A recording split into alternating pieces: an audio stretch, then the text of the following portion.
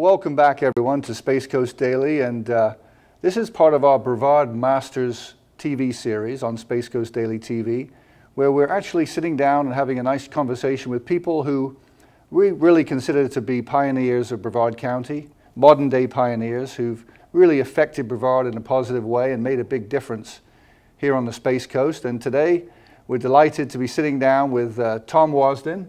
Tom Wasdin, a true pioneer in modern day Brevard County, and really has made such a difference here in Brevard. Tom, how are you feeling today? I feel great. Great. Excited. Excited, okay. I know you're back on TV after a while, yeah. So we're going to have a lot of fun today. Tom, tell us about your early life, if you would, and your family. And as what we're going to do, folks, is we're going to go back through these photographs, and they're pretty special memories for Tom, and we're going to share that information with you. Okay, well, I grew up in a little town called Waldo, Florida. And it's just outside of Gainesville. The people in Waldo say Gainesville's right outside of Waldo, but it's not the case.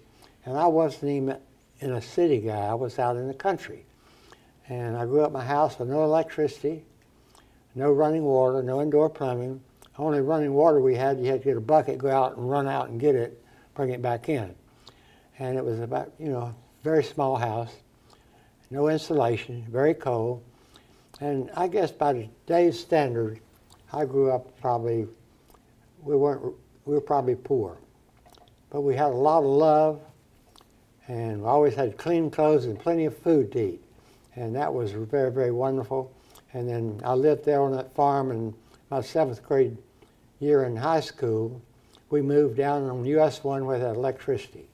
Then we had an indoor bathroom, we had a TV, and we had the things we didn't have, electricity.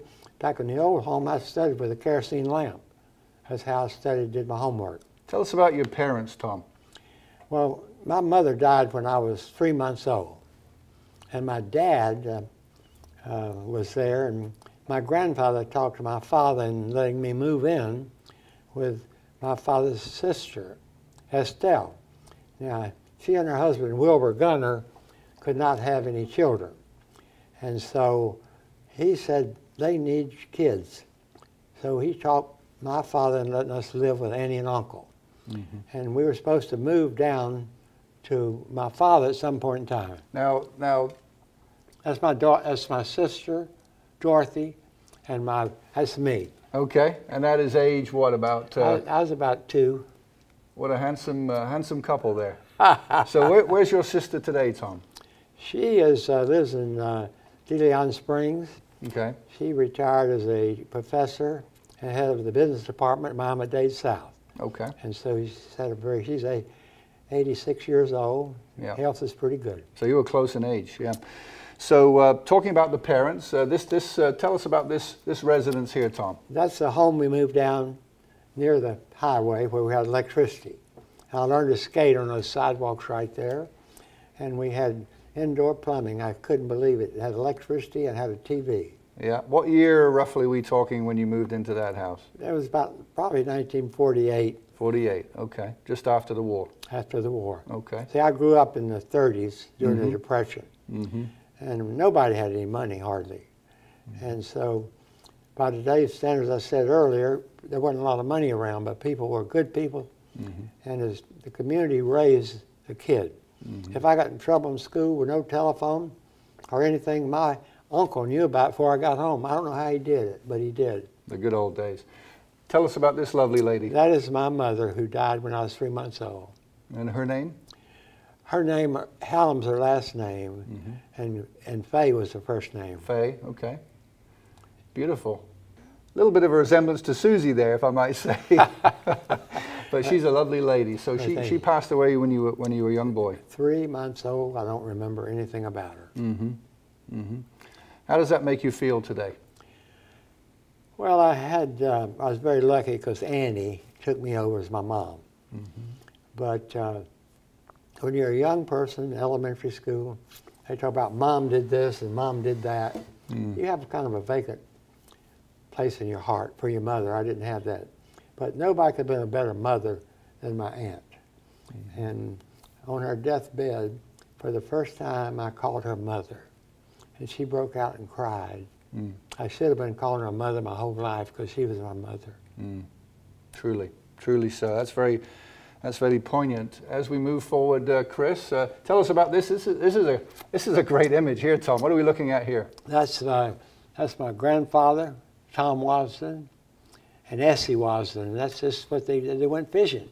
You can see by the car that's probably in the late 30s. But they had a lot of fish like we have here, like we used to have here in Indian River. Yeah. What part of Florida would that have been in? That was in Lake Alto, I think, right outside of Waldo. Did you see your grandparents quite often? Yes. In fact, a lot. Every Sunday we ate at their house. The whole family. Those days, everybody came together. And you got to know all your family very, very well. You have a great relationship. A lot of love there. What did Tom Wasden do for a living? He was a farmer. Okay. And an educator. He taught school a little bit. And when the bank had the bank problems in the 30s, when all the banks went broke and had run on the money, he had a lot of money he kept at home. Now I say a lot, probably a couple, $3,000. That was a lot back then, wasn't it? And he went and bought tax deeds and bought a lot of property.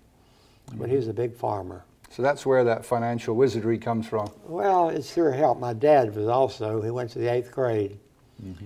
But he taught me what compound interest was. I was telling him about interest. He said, Tom, let me tell you about compound interest. It's a lot more than just simple interest. Valuable lesson. Yeah. Moving on, what about this one? You played some basketball on that court, I bet. Yeah, if you mind me bragging a little bit, hate to do it, or really I don't hate to do it, I just wish I didn't. But I set the state scoring record in basketball on that court in 1952, where I scored 52 points in outside court. Where is that? That's in Waldo. It's still there today. I took that picture about 10 years ago. Okay, fantastic. Wow, a lot of basketball on that one. There he is, a graduate. My senior picture. Graduating from Waldo High School? 1953. 53. Okay, Tom Wasden the second? No, I am the original. Okay, all right. Thomas Errol Wasden. Gotcha. Okay, fine picture. What about this one? This one looks like a bit like James Dean in that one, Tom. That was my first automobile I had, and my father gave me that as a graduation present. And it had a fin up front, and so I had it painted fire engine red a little bit after that. And so I had a real fine time with that car, and it was fun. My dad did give me that car. No strings attached. Wonderful stuff. Moving on, Chris. Okay, now then, here we go. The love and the passion of basketball. This is a fine group here. Tell us about your team. That's at Paxton High School. And they were highly ranked. And we have some important people on that team. Steve Padgick. Where's Steve Padgick? Steve is right here. He had quite a career, didn't he? Yeah, he ran for governor. Bob Martinez beat him, governor, and I was working his campaign. In fact, I headed up Brevard County campaign for him. So you were coaching this team. This is Ronnie Sellers here, number 11. Okay, right here, yeah. Yeah, he was all-time leading receiver at Florida State. And he still holds a lot of records. And he's one of the most famous football players that ever come out of Florida State. And we had another guy named Gary Padgick right here. Okay. He was a preseason All-American football player at Florida State. And interesting story about Ronnie Sellers. Somebody asked him, you know, who was most influential football coach in his life? He says, my basketball coach. He said, no, your football. He says, well, except my basketball coach, I would have not played football. And wouldn't that have been a sin? Guy with all that talent, being an All-American, and his basketball coach wouldn't let him play football. So I encouraged him and made him play football. So you graduated high school, and then you became a coach at Paxton. Is that what was the process from going from high school to Paxton? Okay.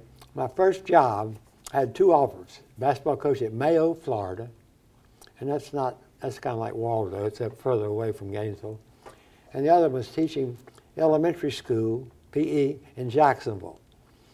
And that was an important decision. If I'd gone to Mayo, I might have still been Mayo. But I went to Jacksonville because it's a big school system. There's a lot of room for advancement. So that's what I did, and it proved one of the best decisions I ever made. The other big decision in my life, whether to go to college or not. My dad wanted me to stay on the farm He said, see that big oak tree out there in that North 40? We'll build you a nice home.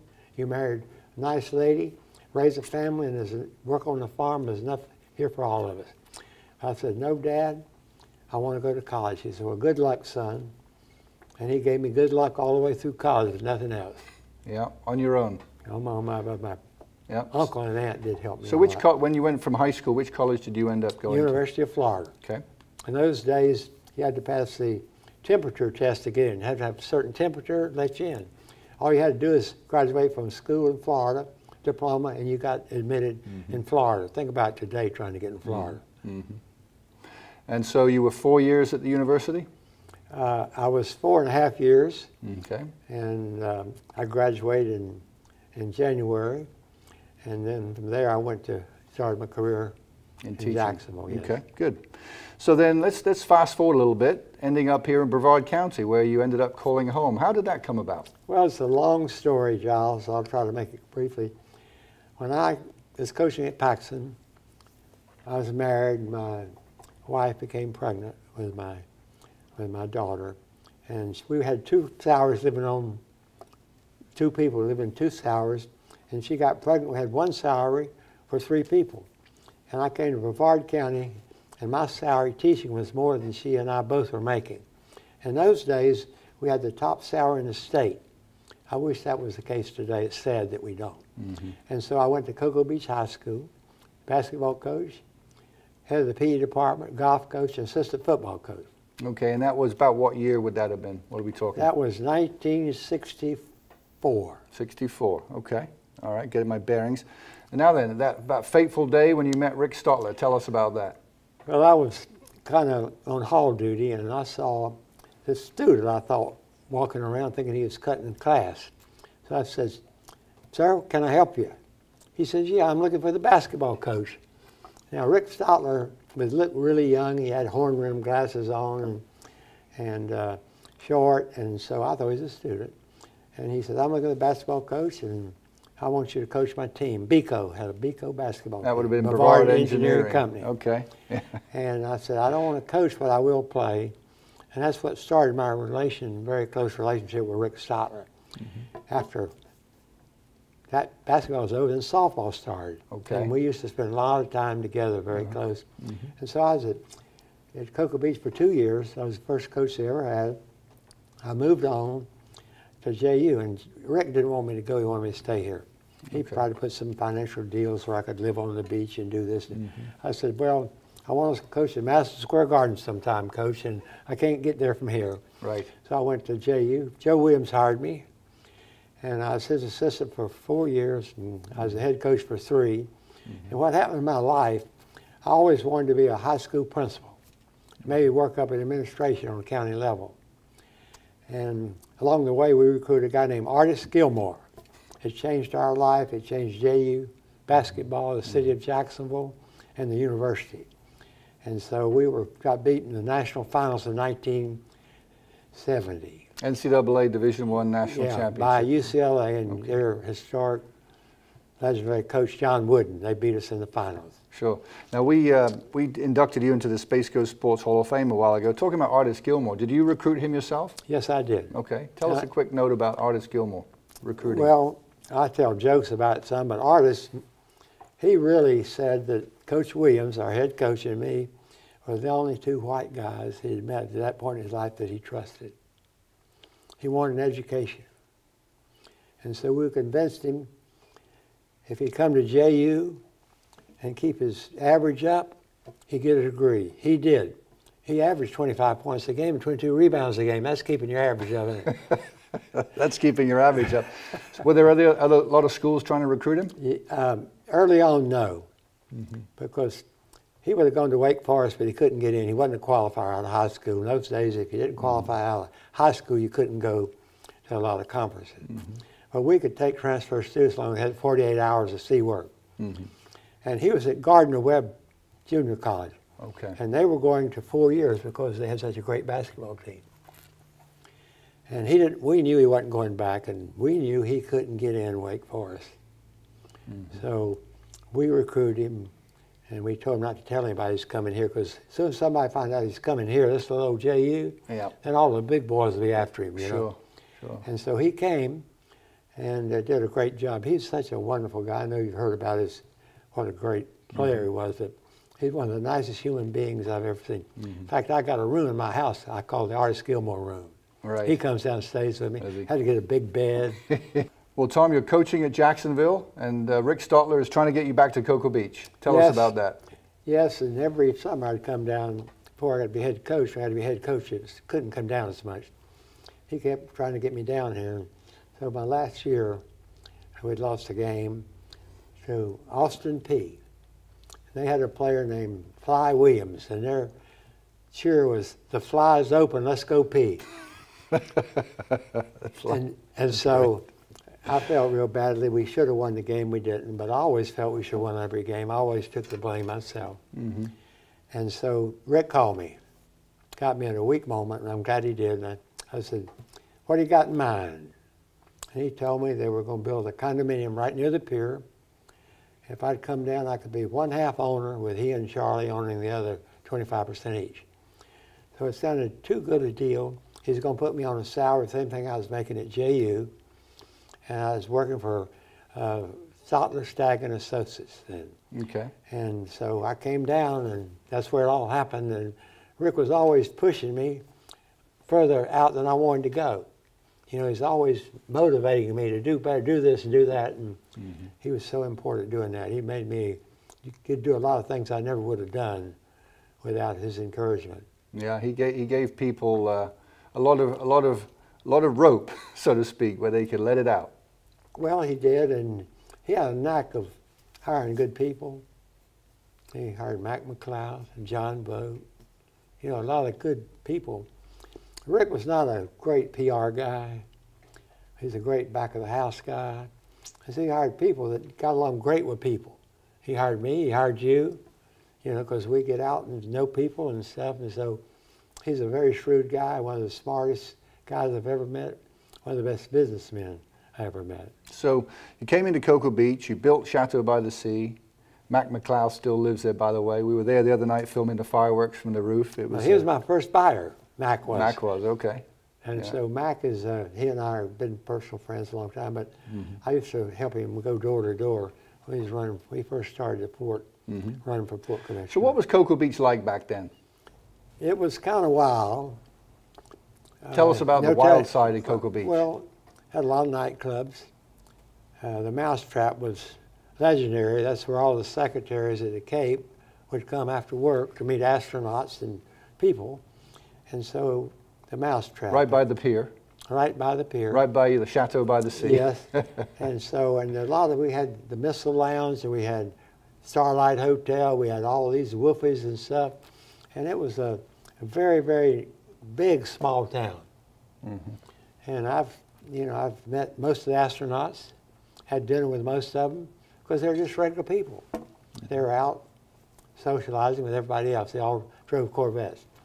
But it had that's before the two-lane, you know, the road A1A, and split it going through town.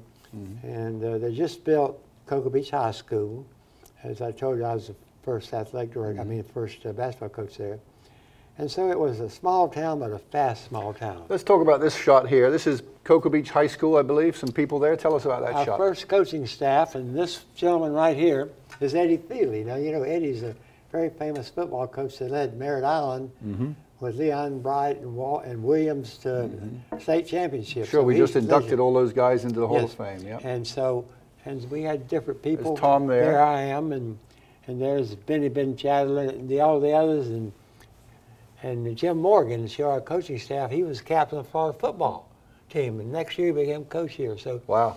And Benny Ben Chatterley was a college player, and Bill Hancock, outstanding coach. And so that was an outstanding coaching staff because we had the money, and everybody wanted to be a part of something new. It's happening down in education. So the federal government or the state gave Cocoa Beach High School a lot of money to recruit the best teachers to serve the astronauts' families, I assume. Well, that might be one of the reasons, but the real reason they were bringing so many people to here, they felt like they should help pay, education. So for every person working in the space program, they gave, I'm not sure the particulars, but gave money to the school board to build schools and do everything. But it was, Cocoa Beach High School was a state-of-the-art high school. So Chris, moving on. So Rick Stotler put you in charge of a construction project, and it just sort of snowballed from there, didn't it? Tell us about the sequence of events from that point. Well, I ran the chateau, and then we did Ocean Woods. Ocean Woods, that's the one in Cape Canaveral. Okay. And then we got a contract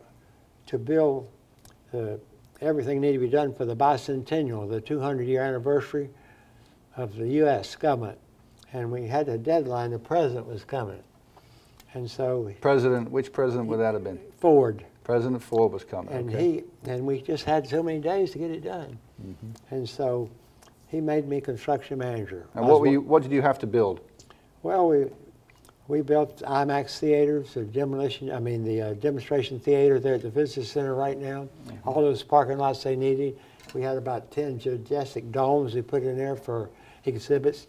But one of the things I'm really proud of, that American flag. On the building? Yeah. I was the construction manager when they put that on there. And the scariest I've ever been in my life, we had to inspect it. And we had the NASA people there and this and that, and the guy from our company supposed to inspect it wasn't there. And so, well, Tom, and about the time I got over the side in the bosun's chair to go down the side of that VABL, he came. Okay. So I didn't have to do it, but that flag is still there, and I'm very proud to have been part of it. I think that's one of the largest U.S. flags in the world, isn't it? I think it is. Yeah, right on the side of the VAB. Well, that's how it got there, folks. So you were absolutely moving and shaking here in the Space Coast, weren't you? I don't know about moving and shaking, but I know I had a lot of help, and I never did anything by myself. I always had a team. Who were the key people that were working with you? Well, Al Swager, he was a surveyor. He was my assistant. Of course, we had a lot of other people, John Vogt, Mac, they were in the company at the time. We had Caden Woods, an architect, just, in the company that did that. And John Picard. And so we just had a great, Stotler Stag in those days was a big company, very big. We had offices, in Saudi, Atlanta, Saudi Washington, Arabia, Miami. Wow. And we're thinking about putting one in Jacksonville. Rick was trying to talk me to go up there and open an office. If I had so much going here, I didn't think I wanted to leave. So it was Shadow by the Sea, Ocean Woods, and Beach Woods in Merritt Island. Yes. Kennedy Point Yacht Club and Marina in Titusville. Harbor Woods in Merritt Island, I think. Beach Woods in Melbourne. Yeah. Kennedy Point Yacht Club. Yeah, and Marina. And so, they're still there. And I'm very proud of those projects. In your life, you do things you feel good about. But Stotler Stag did some real big things here, too.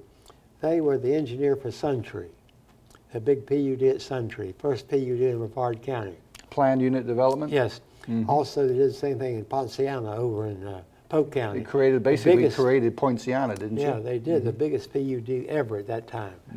And so Stotler Stag was a great company. We built and did the construction manager design the library at BCC Cocoa. Now it's Eastern Florida State College, of course.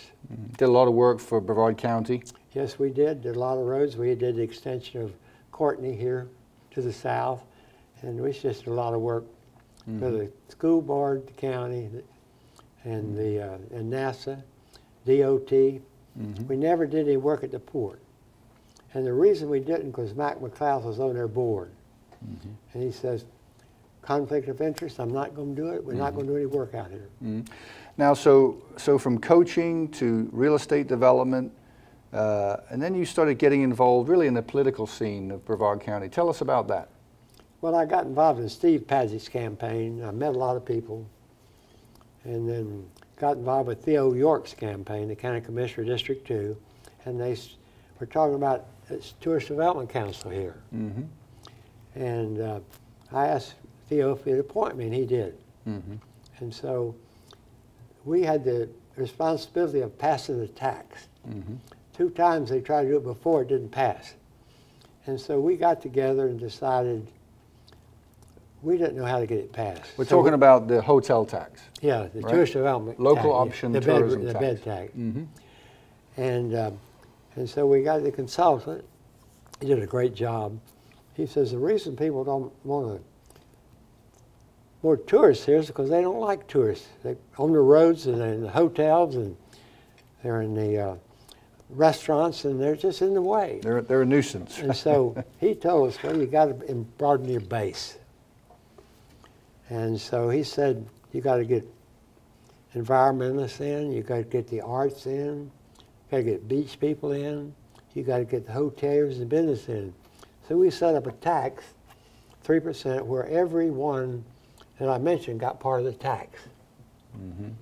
So we went to vote and it passed easily. So you brought all the stakeholders in and showed them how it was going to benefit that's correct. them. Mm-hmm. That's correct. And it passed. About what year would the bed tax have passed? I think it's around, it's the mid-'80s, maybe 86. Okay, yeah, mid-'80s, I think, sure. And so that was quite a challenge to get that done, and it really has made a difference in Brevard, hasn't it? It has made a great big difference. The one thing we did at the TDC, we hired a great executive director, a guy named Ralph McMullen. And he was the tourism director for Idaho. And he came here. And of course, we collected more tourist tax here than they did in the state of Idaho. Whole state, not much tourists there. And anyway, he came and set up all these committees that you've served on, like the beach committee, the marketing committee, and he set all that up. And so he gave us a great groundwork to start. And a few things happened on the TDC that when I was there that I was very proud of. One, right after we got the tax passed, we hired Ralph, and I was the third chairman of the TDC. Thad Altman was there, and Tommy Austin, and I was the third one. And I went to him at Travel is a TIA national meeting. TIA, sure. And they had a breakout session on branding. Travel Industry of America, I think. Yeah, that's what it is. Yeah. And anyway, they had a breakout meeting, and we were trying to get a brand. What are we going to call the Space Coast? I mean, we didn't talk about it. What are we going to call it? Some people said, the Brevard County Tourist Development Council. I said, I say that, they think I'm from Fort Lauderdale. Every time I say Brevard, you mean Broward.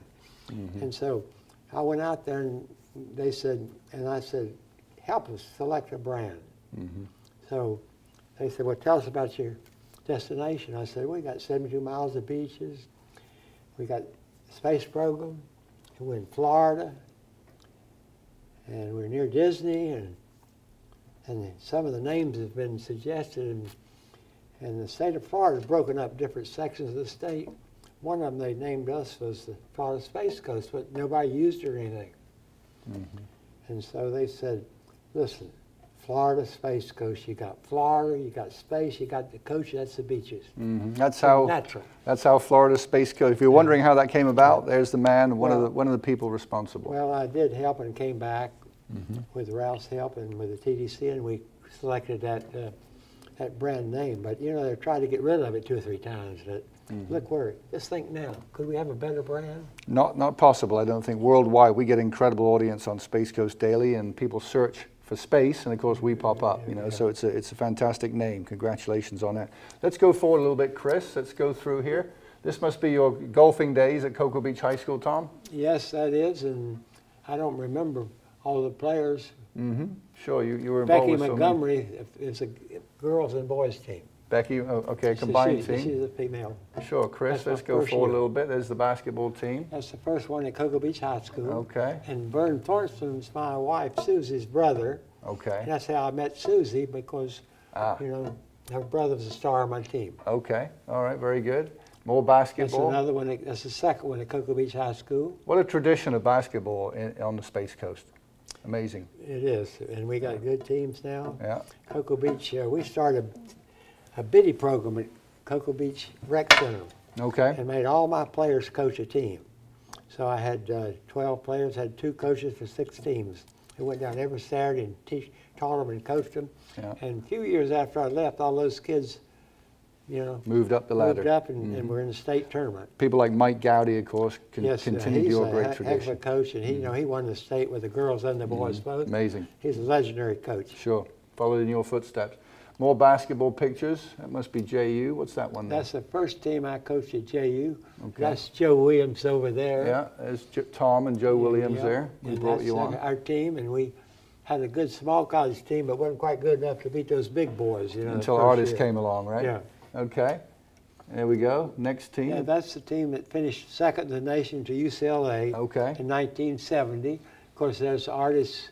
No, excuse me, I'm wrong. That's the Dolphins there. That is the second team we had. Okay.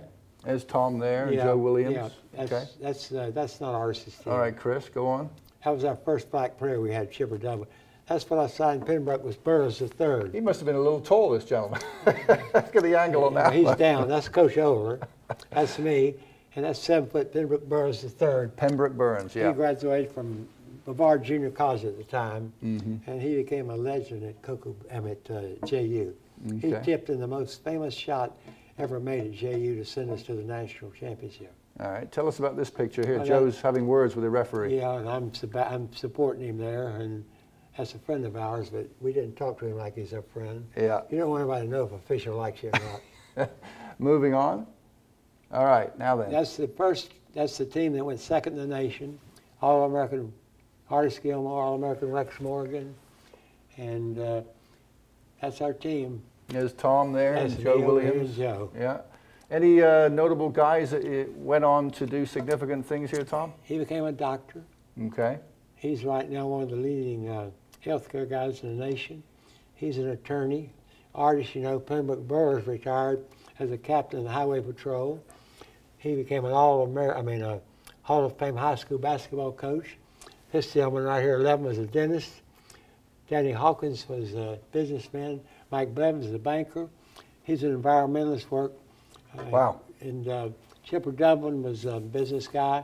Von Whittakin was a dentist. So this is not a bunch of stumble bums. They were good kids, smart. Yeah. But they called us like the Goon Squad and the best team money could buy and everything. But we had good people. Mm-hmm.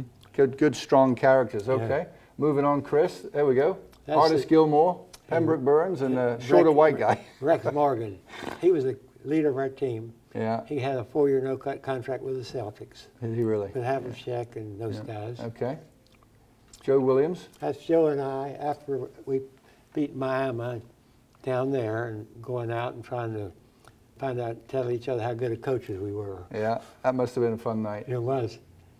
Here we are. That's our Coliseum, sold out, 10,000, largest Coliseum in the state of Florida at the time, one of the largest in the South, south of Tobacco Road, 10,000. Wow. There we are, cutting some sort of a cake. Yeah, that was celebrating our second in the nation. No, this was Joe Williams' birthday. Okay. And the team gave him that white jacket. the Anchorman would have been proud of that one. Yeah. 70s, right? Yep. All right, moving on here. What do we got here, Tom? That's when we came back from losing. That was the people that were at the airport to greet us back in town. Very nice. Had an unbelievable number of Second people. in the nation to UCLA. Yeah. Little old JU. Yeah. You know, 2,000 students. Yeah, amazing, amazing. That's my days when I was coaching at JU, head coach, and I guess that's my second season. We haven't changed much. Yeah, I don't have any hair anymore. Still got that great smile. Moving on, Chris. Okay, more JU. That's the team that we were ranked in the nation and got beat in the first round in CA, but that's the team. Is that when you were the head coach? Yes. Okay. Our highlight of that year, we played Madison Square Garden. We played St. Peter's College. We scored 152 points. They scored 106. That was the pro and garden record at the time for most points ever scored. We had no dunking, no shot clock, no three-point. And wow. It's still the college record, but they had a 5 overtime game, the Knicks, and they beat the record. But that's one of the things I'm very proud of our team.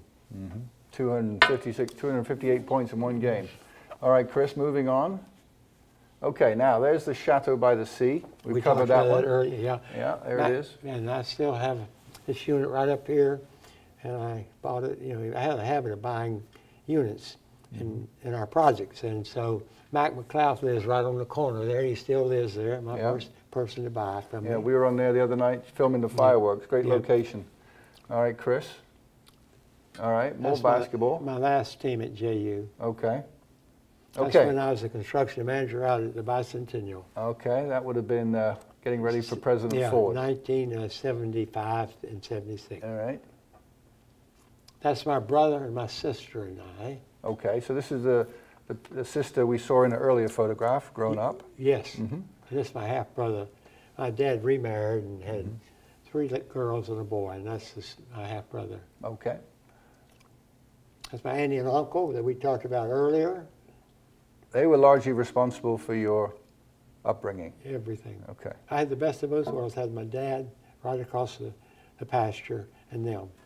But they were wonderful people. And What should people derive from that message? You grew up in a really small town with an aunt and an uncle who loved you and you were so close, and they tried to encourage you to stay on the farm and work. How can people learn from that today and pull from that? Well, if you have a dream, you need to go for it. See, we had TV in Waldo. I could see what's going on in other places, not in Waldo. And I thought there was something out there bigger than being a farmer. Nothing wrong with being a farmer, you know. But I picked watermelons when I was working my way through college.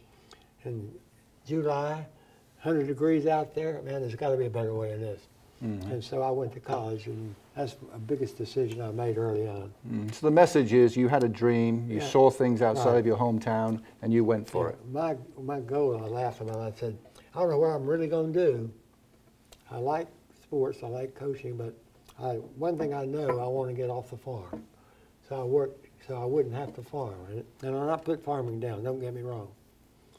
I learned a lot on the farm. I wouldn't be what I am today if I hadn't had that experience. And for those 2 people there. Right. Sure. All right. Well, this is the wedding to Susie Wasden. We went to Key West to get married. And she mailed us before we left. She was afraid I was going to back out. But you know, Susie chased me the whole time we were dating until I caught her. Until you caught her. And right? I finally caught her, so we got married. Been married over 35 years. Well, Susie's had a big role in the community as well. So you were quite a couple, and are still. Good picture of Tom there. Moving on, Chris. There we are. There's the. Is that in the Keys? Yeah, that's on Booster's racing schooner we rented to get married on. Okay. And I'm doing the traditional taking off the garter. Right. Haven't done that since. You didn't fall back in the water there, did you? No, I thought about pushing her in. Okay. All right. I'm sure she's thought about pushing you in a few times. Susie. Now then, this is a gentleman who we featured on Brevard Masters. We're going to replay that version for you for Dr. Max King. What a man. Yeah, and that's Rick Stotler. And we gave a big contribution, Stotler, Stagg & Associates, to the college.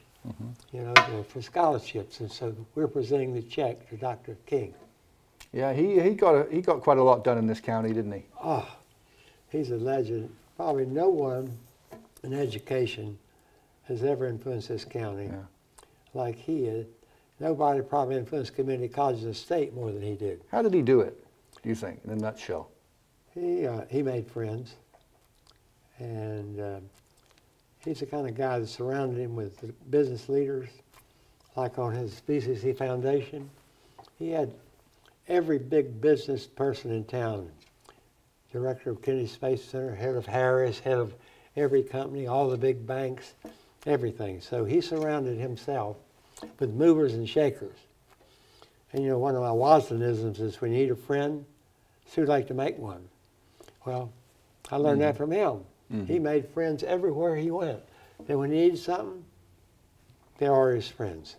He's a very likable person. And I'll tell you what, if you make an appointment with Max King or you call him and you don't get him, he answers back and he's always on time. That's for sure. He's a wonderful guy, a great role model. Yes, he is. And Rick Stotler, of course, someone who, he was a real, shall we say, shooting star in your life, wasn't he?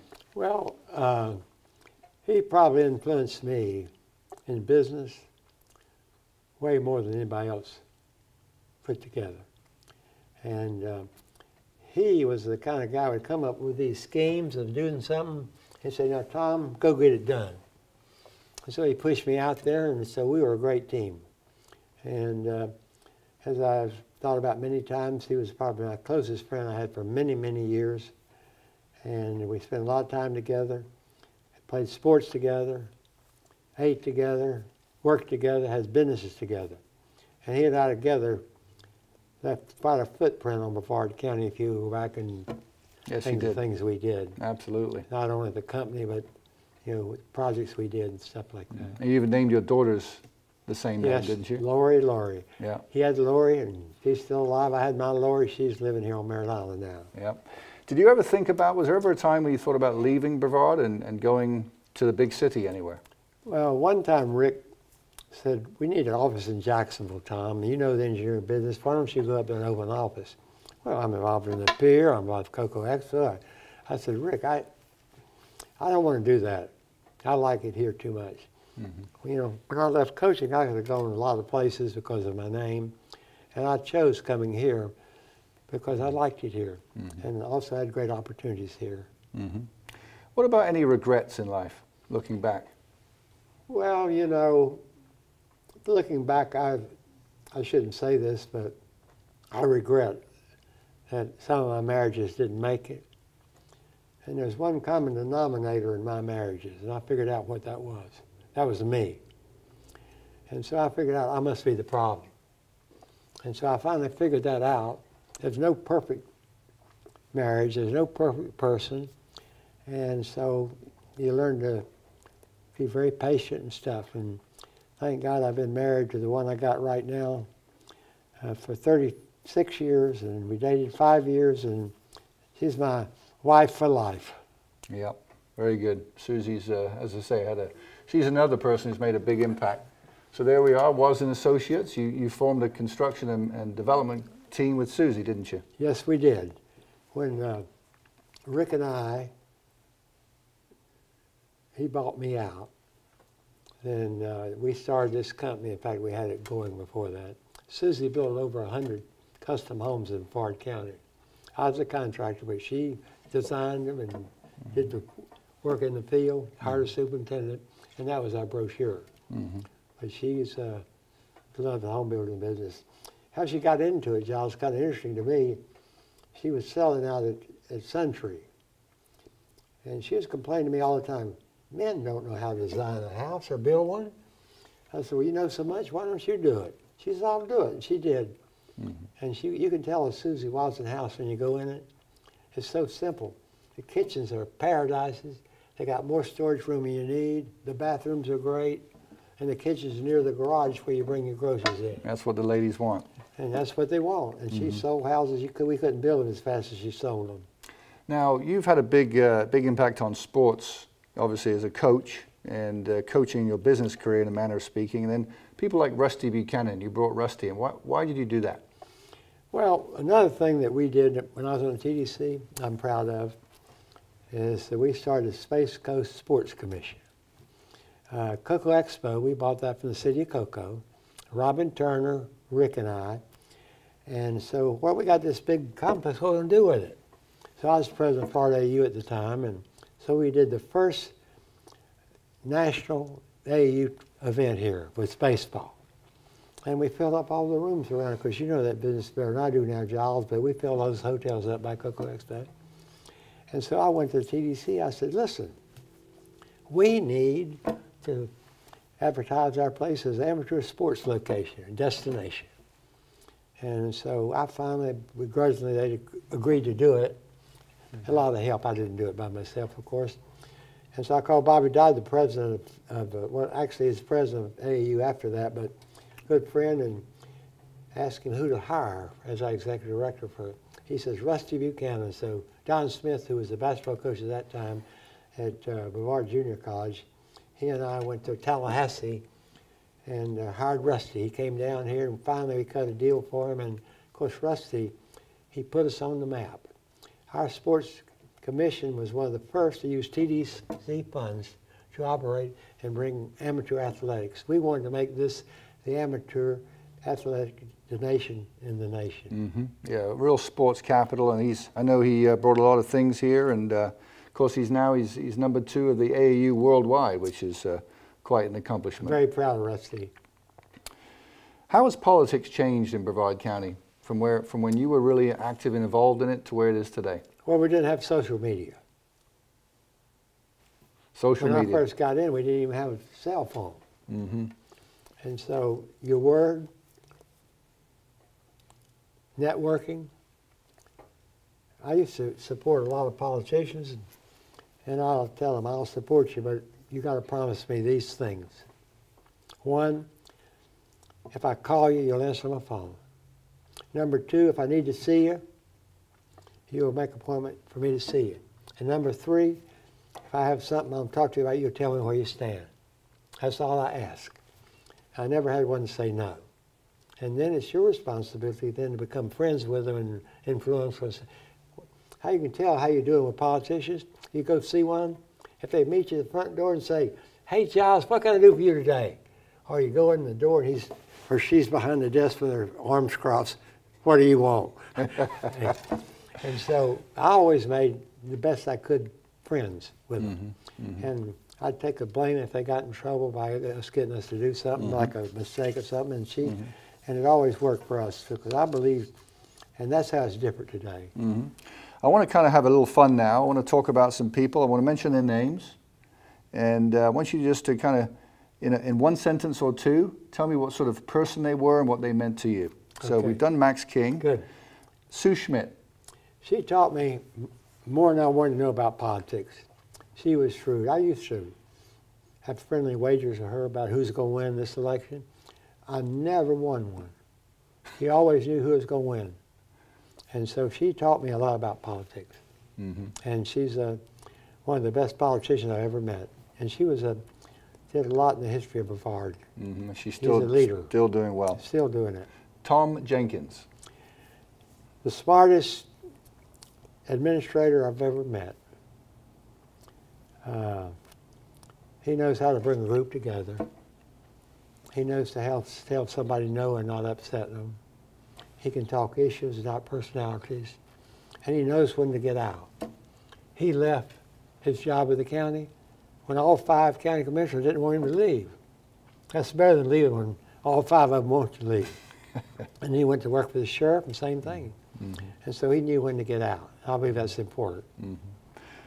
He's a very good friend, and he still is. Well, Tom, you know, the incredible year we had, 91, the Florida Marlins had their first ever baseball game at Cocoa Expo Stadium. And look at this here. Look at this picture. What is that?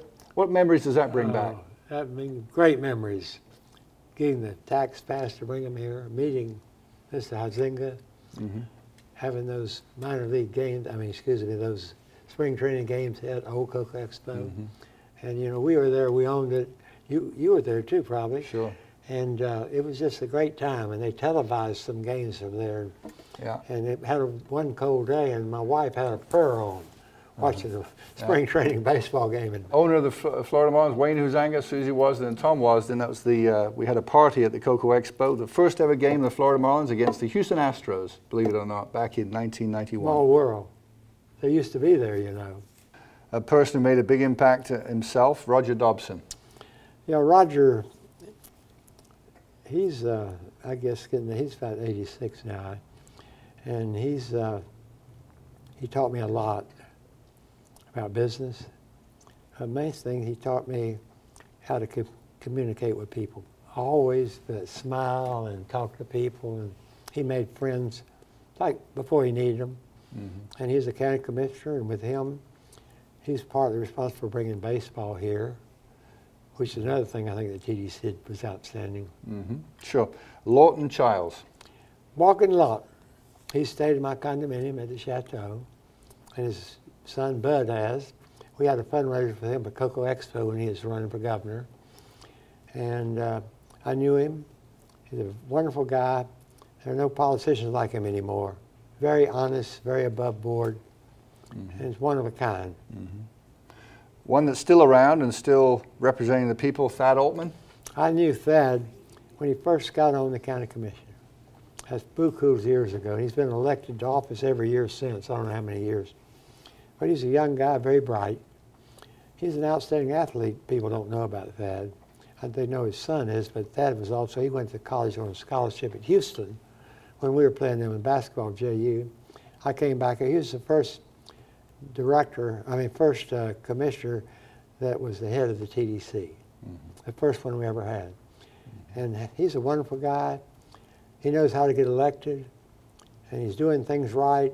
and I like him. He's a good friend, and I hope he stays doing what he's doing. Sure. Wickham Road, Joe Wickham.